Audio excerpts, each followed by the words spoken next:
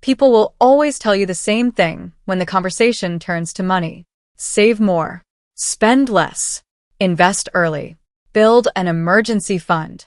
Repeat it enough times and it starts to sound like the whole plan, like those 4 sentences are a complete answer to every financial question that could ever come up in your life. Ask a different question, though, and watch how fast the confidence disappears. Ask someone, if you couldn't work starting today, right now, this week, what happens to your money? Not eventually. Not hypothetically, 5 years from now, after you've built the 6-figure salary and the diversified portfolio. Today. Watch the pause. Watch the way people who can recite the rule of 72 without blinking suddenly go quiet, because nobody ever taught them that answer, because nobody ever framed it as urgent enough to learn. That pause is the entire subject of this video. Because here's what almost nobody says out loud in personal finance content, especially the kind aimed at women. We've built an entire culture around the visible, glamorous layer of money. Save aggressively. Max out the Roth. Learn the difference between a HYSA and a brokerage account. Track every dollar in a spreadsheet with a color-coded tab for iced coffee. All of it useful. All of it true. And all of it quietly resting on one unspoken assumption underneath every single piece of advice, which is that you will keep being physically able to earn indefinitely, without interruption, forever, as if your body came with a warranty nobody mentioned. It doesn't. Here's the reframe worth sitting with before anything else. Your income is not just a number that lands in your account every couple weeks. It is an asset generated by your body, your time, your labor, the same way a rental property generates income or a stock portfolio generates dividends. For most women in their 20s and 30s, it is the single largest asset they have, larger than their retirement account, larger than their car, larger than anything hanging in their closet. And most of us have done almost nothing to protect the actual source of it because nobody ever told us it needed protecting in the first place. The Social Security Administration has published data suggesting that roughly 1 in 4 workers entering the workforce today will experience a disabling event serious enough to interrupt their ability to earn before they reach retirement age. Say that slowly. 1 in 4. Not a freak accident reserved for someone else's life. A statistic close enough to touch nearly every friend group, every family, every woman watching this right now, whether she realizes it or not. And the way it lands is different for women specifically.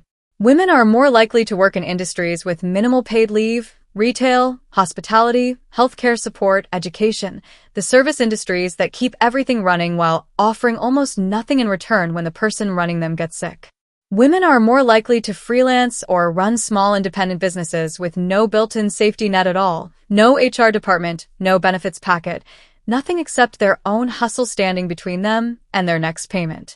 Women are more likely to step in and out of the workforce for caregiving, which means the years spent building income security often get interrupted at exactly the moment they were supposed to be compounding.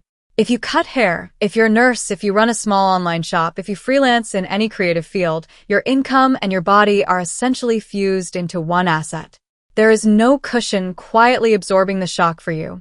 There is just you, an inbox that goes quiet, and a bank balance that stops moving.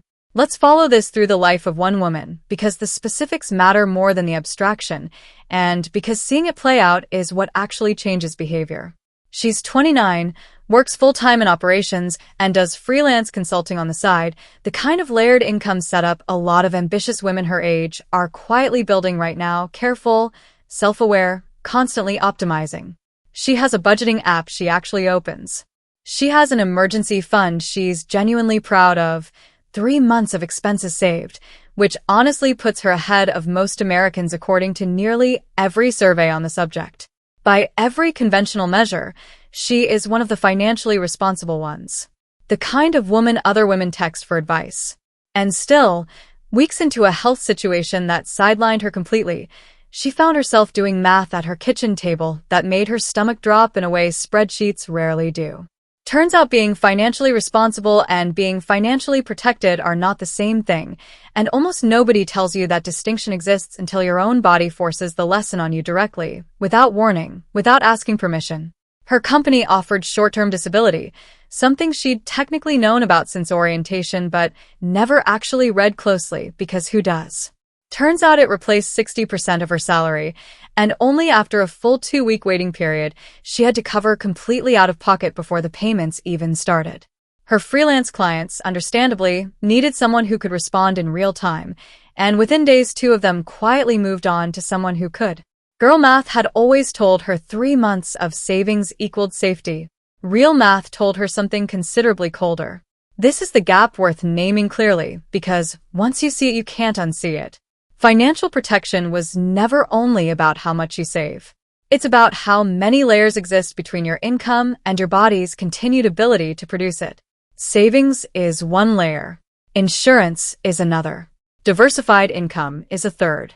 And the layer almost nobody discusses out loud, actual literacy around your own benefits and legal protections, is the one most women skip entirely, not from laziness, but because nobody ever framed it as something worth understanding before a crisis forces the issue onto the table uninvited.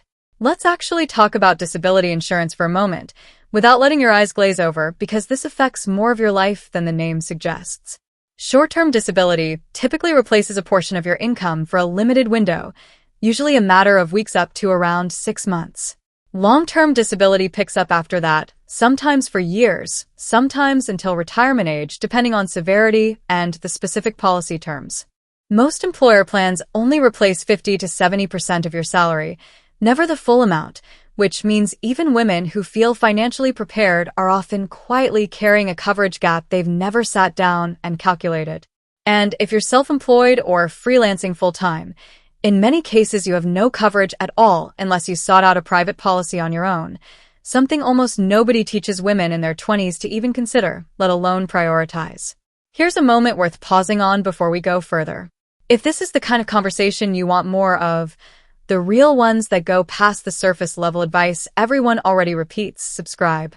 This channel exists for women who want soft, beautiful, financially secure lives without pretending the hard parts don't exist. Now, let's talk about why this gap exists in the first place, because it's psychological before it's ever financial. There's a well-documented pattern called optimism bias, our tendency to underestimate our own risk of something going wrong while quietly assuming those statistics apply to everyone except us. It's why we'll spend 40 minutes comparing skincare serums, but skip reading our benefits packet in under 4. It's why a woman can recite her credit score from memory but couldn't tell you, off the top of her head, what percentage of her income disability insurance would actually replace if she needed it tomorrow. The information was never hidden. We simply don't let ourselves look at it, because looking at it means acknowledging our own fragility, and nothing about soft life culture, dopamine spending, or main character energy prepares us to sit with the idea that our own body could become the biggest financial risk we will ever face. There's a second layer to this too, one that gets talked about even less. A lot of women were raised to associate financial planning around illness or injury with something almost superstitious, like even discussing it might summon it, the same instinct that makes people avoid saying a flight might be delayed out loud right before boarding. We treat preparation like pessimism instead of what it actually is, which is respect for probability. Buckling a seatbelt isn't pessimism. Reading an insurance policy isn't pessimism either. It's simply acknowledging that you live inside a body, and bodies, no matter how disciplined or well cared for, occasionally fail on a timeline nobody chose. But protecting yourself financially was never the opposite of living softly. It's what makes softness sustainable instead of fragile. Quiet luxury without a financial floor underneath it is just a nicer looking version of instability, dressed up well enough that nobody, including you, notices the cracks until weight gets put on them. Picture a different outcome to the exact same setup, because contrast teaches faster than warnings do. A woman sitting in her apartment on a quiet evening, candle lit, laptop barely open because she already did the unglamorous work months earlier, back when nothing was wrong and there was no urgency pushing her toward it. She has 6 months of expenses saved instead of 3, built slowly through automation instead of relying on willpower alone, which research on behavioral finance consistently shows outperforms discipline every single time. She carries a private disability policy that fills the exact gap her employer's plan leaves open, something she found for roughly the cost of 2 coffee runs a week, small enough that she barely noticed it leaving her account each month. Her income isn't tied to one single source, not through hustle culture burnout, but through one intentional secondary stream, a few hours of consulting a month in an area she already knows well, or a digital product she built once that quietly earns while she sleeps. She isn't rich Andy energy yet, but she's financially attractive in the way that actually matters, stability radiating off her instead of just aesthetics, the kind of calm other people notice without being able to name exactly why.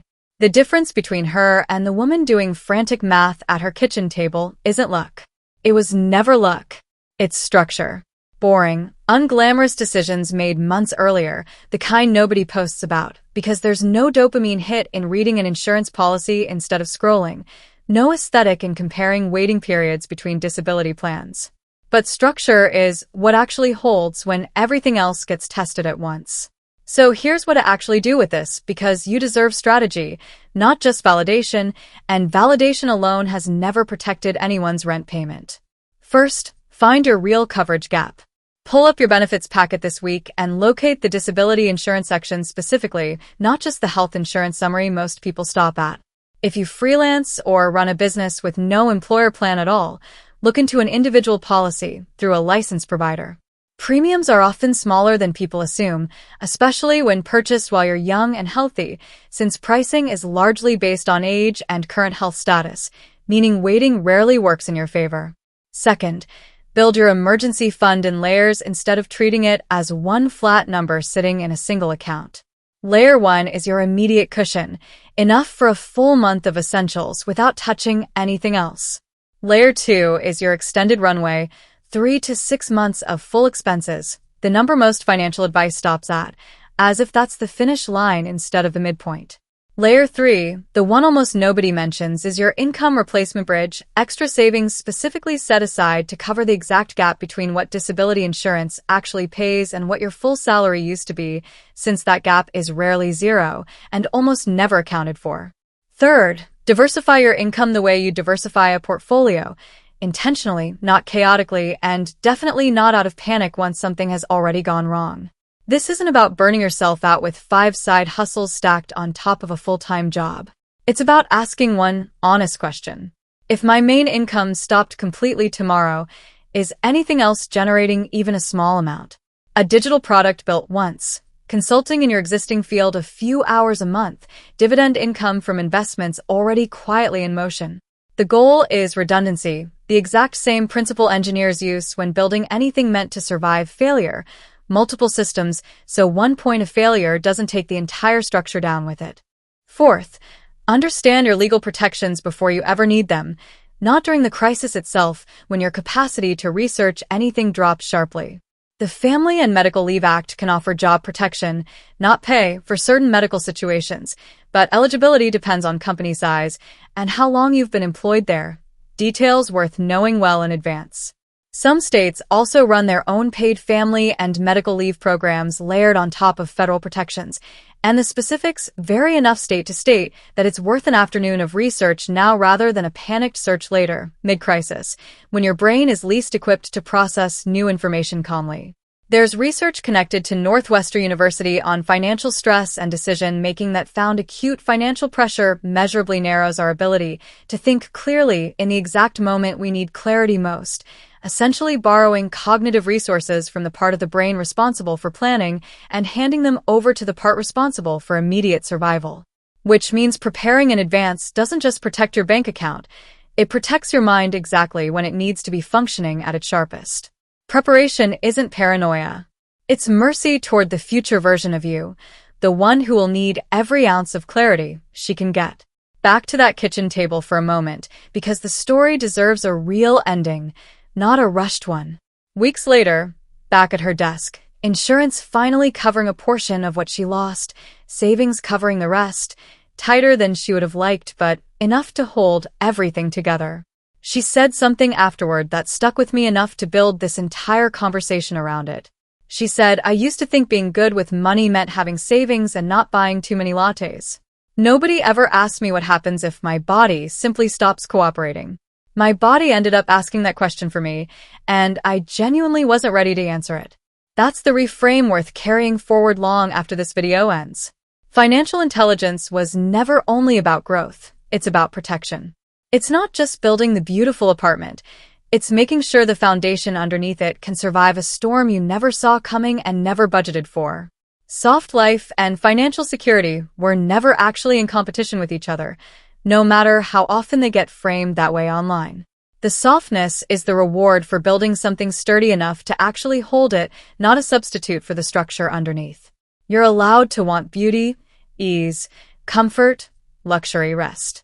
You're also allowed, and honestly required, to be the woman who reads the fine print, who asks the uncomfortable questions before she's forced to, who builds 3 layers of protection instead of 1, who treats her own ability to earn like the precious, fragile, powerful asset it has always been, whether anyone ever taught her to see it that way or not.